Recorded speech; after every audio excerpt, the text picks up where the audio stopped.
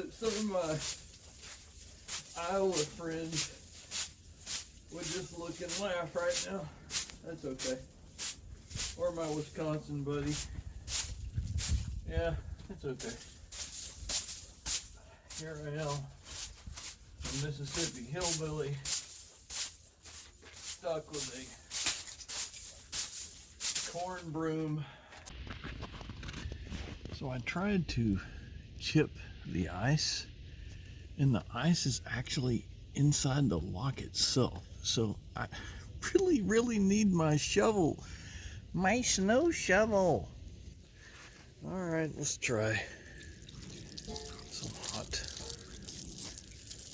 water. Maybe that'll work. Maybe. Oh, yes. Oh, that was kind of loud.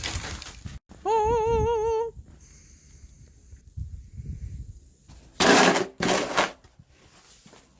What do you think about that?